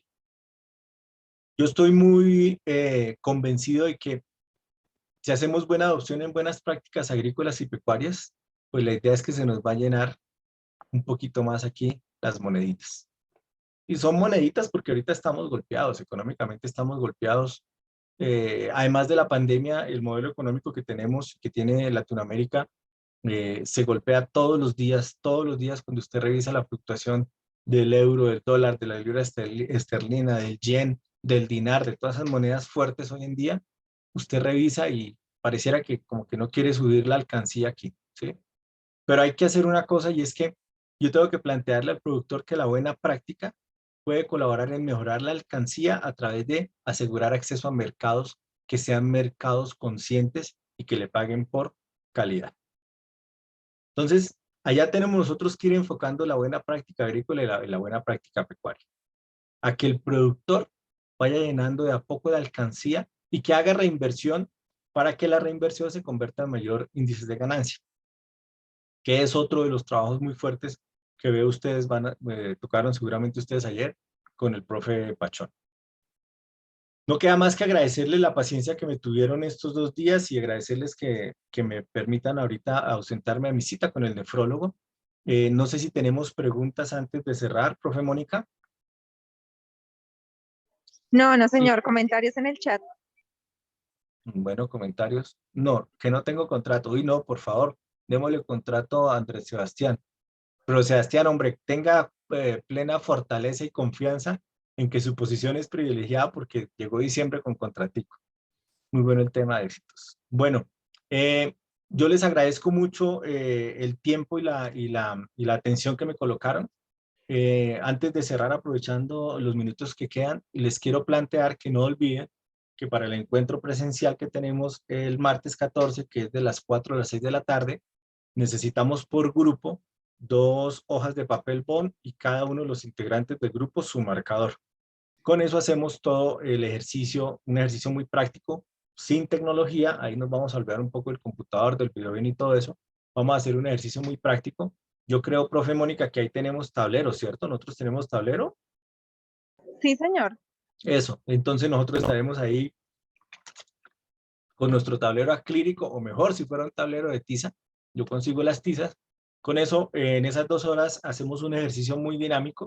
De paso, pues nos conocemos porque virtualmente aquí yo veo son las A14, A04, pero que nos podamos conocer y hacer un ejercicio de aplicación que nos alcance para las 2 horas. Yo espero que en las 2 horas lo podamos ajustar y poder finalmente concluir cosas que sean aplicables para ustedes en el entorno. Por favor, ¿nos pueden compartir referencias bibliográficas? Sí, Alexandra, en el documento bueno, la profe Mónica ya lo tiene, pero en el documento están las referencias bibliográficas del tema que yo desarrollé. Y como lo planteé, y ayer la profe Mónica también colocó en mi correo institucional, ustedes me pueden solicitar información, y si está al alcance de mi mano, yo se la envío muy rápidamente, por eso no hay ningún inconveniente. Bueno, profe Mónica, entonces, ¿qué? ¿Break? Profe Carlos, muchísimas gracias por tu participación en estas sesiones virtuales. Nos veremos en las sesiones presenciales. Sí, Sí, señora. tenemos un break. No sé si el profe Henry quiera compartir algo con Uy, nosotros. Máster está aquí, vea. Yo, profe. Carlitos, un gusto saludarte. ¿Cómo vas? Bien, profe. Corriendo para el nefrólogo, pero bien, vea, fuerte. Me le das saludos, por favor. Con todo gusto. El urólogo ya le mandó saludos, profe. Muy bien, dile que pronto estaré por ahí.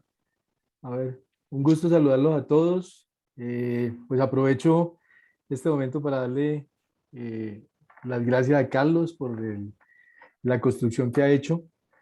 Sé que son retos más allá de la cotidianidad y bueno, preparar estas charlas es algo que requiere un esfuerzo importante, pero también son retos que construyen. Entonces, el aporte que nos has hecho aquí ha sido muy importante. Muchas gracias, Carlos. No, profe, a usted por tenerme en cuenta. Acuérdese que yo soy hijo de usted y nieto del profesor Aureliano. Después les cuento el cuento ya el 14. Gracias a usted por tenerme en cuenta, profe. Y me encuentro con un panorama muy, muy alentador. Yo estoy viendo la agenda y sé que está muy, muy apretada para ellos. pero el reto es bastante interesante. Los 3.000 y piola de usuarios me parece que es una meta bestial para lograr, pero hay gente muy valiosa, profe. En los comentarios se da uno cuenta que el grupo tiene gente muy valiosa, y les planteaba yo a ellos ayer, a propósito de los temas de Ospina, que aprovechen esta formación para hacer como una red de conocimiento. No para compartir memes, que para los memes hacemos un grupo de memes, pero sí para que se puedan compartir muchos conocimientos que tienen muchos de ellos, y hacer redes de conocimiento, no solamente pensando en el diplomado y la finalización ahorita en febrero, que creo que está ahí en el cronograma, la leí, sino que también puedan como trascender en el tiempo y en un momento determinado, pues generar hasta alianzas de tipo profesional y comercial que nos favorecen a todos. Entonces ese es el agradecimiento a usted, profe, a la profe Mónica, que no la tenía presente, pues ya me acordé que es de las repilas del profe Germán Afanador, y a todos los demás que están ahí tras bambalinas, a Claudia, que también sé que está tras bambalinas nuevamente con usted. Bueno, Carlos, es un gusto como siempre y esperamos vernos entonces aquí dentro de 15 días. Sí, señor, el 14 nos vemos, de 4 a 6, precioso horario. Dijo don Perfecto, Gediondo. perfecto. Tenés que traer tintico y todas las vainas para mantener muy aquí a la gente, aunque por la dinámica de tus conversaciones nos mantendremos muy alertas de seguro. Listo, profe. Muchísimas gracias por la invitación. Entonces les pido permiso y me retiro para la cita.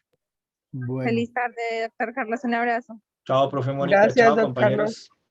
Chao, chao. Ah, está Doris también. Doris es Doris Muñoz, sí. no, Dorisilla. no, ¿No? no, Ajá. no. Bueno, Otra doricilla por ahí. bueno. Bueno, chao, Bueno, profe. yo Feliz tarde.